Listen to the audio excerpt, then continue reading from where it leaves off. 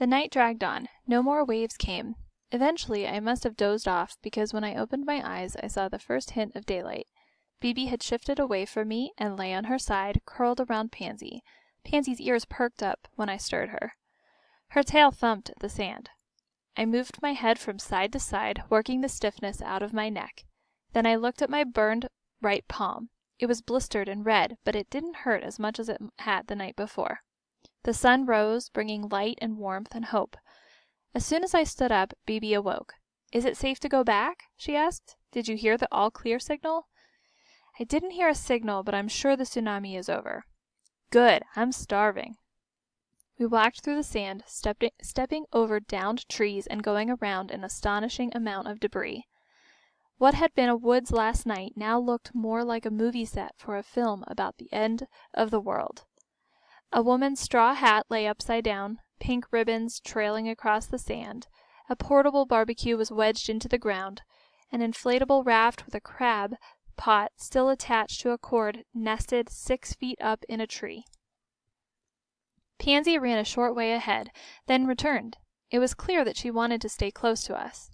"Is that a refrigerator?" Bibi asked. I looked where she was pointing. A full-size white refrigerator had been plucked from a seaside cottage or a home on Fisher and deposited on top of the hill. "Maybe there's something in that we can eat," I said. "Like cold Snickers bars?" We hurried to the refrigerator and opened the door. It was no colder inside the appliance than it was outside, but the shelves contained a package of sliced ham, a carton of eggs, a half loaf of bread, a quart of milk, and a jar of dill pickles. Curious, I opened the egg carton. Not a single egg was broken. "No Snickers," Bibi said, "but we can make ham sandwiches." "We can't eat the ham," I said. "The fridge might have been off too long. We might get food poisoning. We can't drink the milk either, but we can eat the bread and the pickles."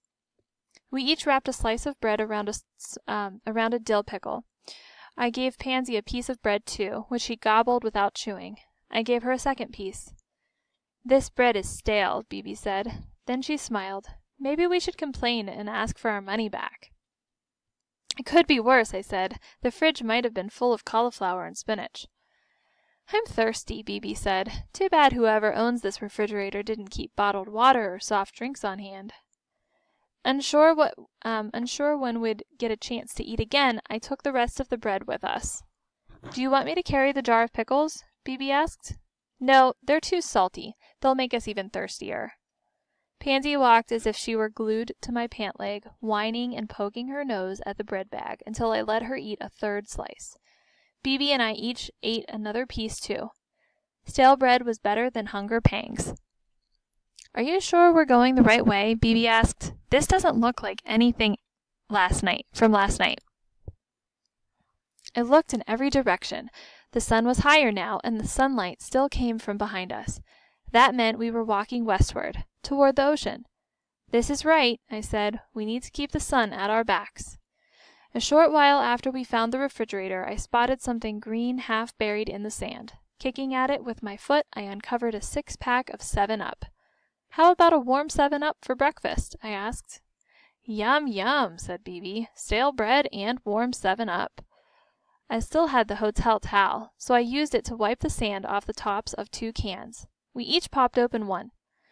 The 7-Up fizzed over the top and ran down the side. It wasn't cold, but it tasted fantastic. I wondered if it was okay for a dog to drink soda pop. Since Pansy must be every bit as thirsty as we were, I decided to let her have some. I cupped my left hand and poured some of my pop into it. Then I held my hand in front of Pansy, who lapped up some 7-Up, stopped in surprise, stuck her tongue in and out a couple of times, and then drank the rest, licking my hand to be sure she got it all. Refreshed by the food and drink, we continued walking. Maybe Norm and Josie did survive, I thought. Darren, too. It's easier to be optimistic when you're not hungry. When we came to a clump of tall trees, Pansy stood at the base of the trees and yipped. A high, excited bark. She ran behind the trees and came back with a piece of white fabric in her mouth, which she dropped at Bibi's feet. "She found Josie's handkerchief," Bibi said. "Josie let me use it last night, and I noticed the roses on it." Pansy stood on her hind legs, put her front paws on the trunk of the largest tree, and yipped again. Bebe and I looked up into the branches. I half expected Norm and Josie to be perched on one of the limbs like two big birds, though I knew that was silly. Even if they had climbed a tree to escape the tsunami, they'd have to come down by now. Norm and Josie must have been here, Bebe said. Maybe they stood behind these trees the way we stood behind that big cedar. Maybe the trees protected them. I bet that's what happened, Bebe said. She put the handkerchief in her pants pocket. I'll give this to Josie when I see her. I hope you will, I thought. Oh, I hope you will. We hurried on, expecting to come out of the last of the trees and see the wide area of low shrubs that had stretched from the park bench to the beginning of the woods. The woods ended, but now, instead of the open area, there was a sharp drop-off. The wave had washed away the whole west side of the hill. The road is gone, Bebe said. So is the bench.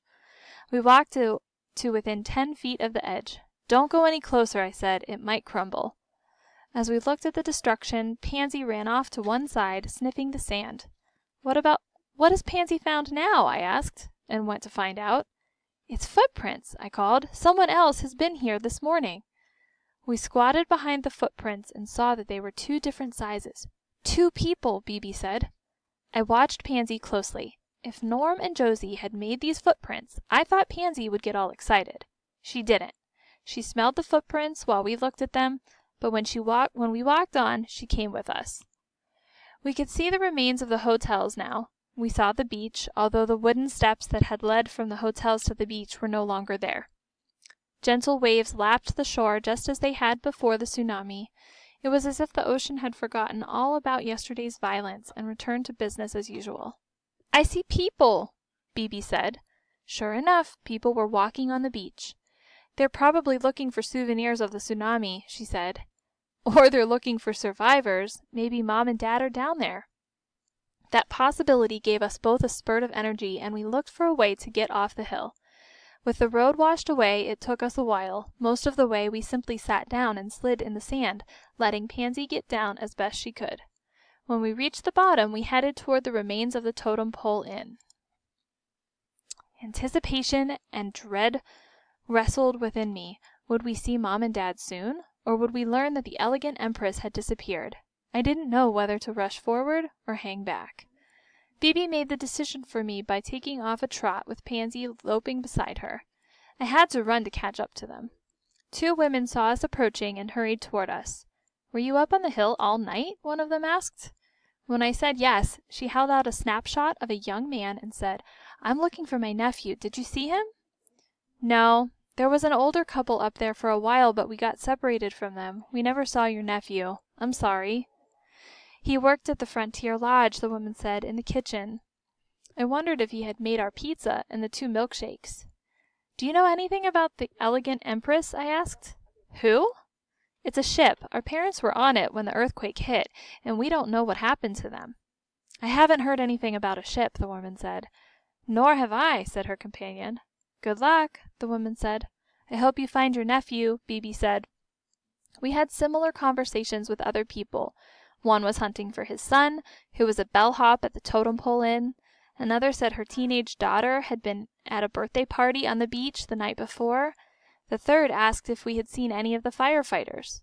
We disappointed each person with our answers, and they disappointed us with theirs. The power is still out in most of the county, the last man told us. Phone lines are out too, and the cell phone tower washed away.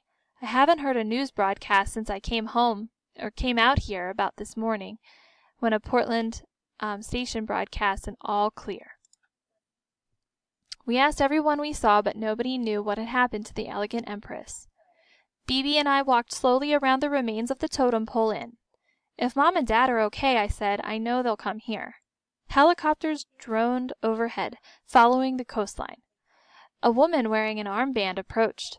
Do you need help? She asked. I'm with the Emergency Management Service, and we're here to help survivors. We're looking for our parents. We're also looking for Pansy's owners, Bebe said. I told the woman what had happened to us. We have a temporary headquarters set up in a tent only a half a mile up the beach, she said. Go there and they'll give you something to eat and help you search the information that we have, to see if your parents and your friends have been found." "Thanks," I said. We headed toward the tent. "What if Mom and Dad hadn't been found?" Bibi asked. "Then we'll keep looking for them. The emergency people probably have a computer network where names can be entered. We'll put our names in, so if Mom and Dad are searching for us somewhere else, they'll know we're okay." I sounded confident, but it was all an act. "There's still no power," Bibi said. "They could use laptops running on batteries to collect data, but without telephone lines, they can't send the information elsewhere. How would the modem work?" "Did Norm and Josie ever say their last name?" I asked. "I don't think so. If they did, I don't remember it." A long line of people stretched out of the tent. "Before we get in line," I said, "let's walk past everyone who's waiting, in case Mom and Dad are here." We walked beside the line of people. My eyes skimmed each face as I hoped desperately that the next one would be familiar. None were. When we reached the point where the line of people went inside the tent, there was a table where workers were serving sandwiches and juice. "I'll look for Mom and Dad inside," Bibi said. "You get us some food." I took 3 sandwiches and 2 cans of juice. Soon Bibi came back. "There are 12 people waiting outside," she reported, "plus the 25 in the line outside, but I don't know any of them." We took our place at the end of the line and started to eat. Bibi was so glad to get decent food that she didn't even bother to pick up the lettuce out of her sandwich. I broke the 3rd sandwich into pieces and gave them to Pansy. "This is a real dog sandwich," Bibi said, "not like the one we made during the tsunami last night." Last night, less than half a day, I could hardly believe that so little time had passed since Bibi and I had held Pansy between us while we hid behind the cedar tree. The night had seemed endless. Yesterday morning, at about this time, I had been walking on the beach with Mom and Dad. We had read the warning sign, and I had made my sea picture. It seemed like 10 years ago, like a happy memory from when I was only 3 or 4 years old. A fist jabbed me right between the shoulder blades. "Well, well," said a familiar voice, "the scaredy cat made it through the big bad wave." Last night I had hoped Darren would survive. Now that he was there, I had mixed feelings. "I'm glad I went uphill," I said. "It saved my life." "You were scared stiff," Darren said. "While you were running away, I walked down to the beach and waded in the water." "What happened when the big waves came?" Bibi asked. "The first one picked me up and dropped me on top of the Totem Pole Inn's elevator tower. I clung to the edge of the roof when the wave receded." "We saw the 2 people on the tower roof," I said, "but we couldn't tell who they were." "It was me and a cook from the hotel. We found a trap door in the roof that went inside the tower to the elevator equipment. We stayed in there all night and climbed down this morning, and we heard the second wave, but the concrete tower held." "You were lucky," I said.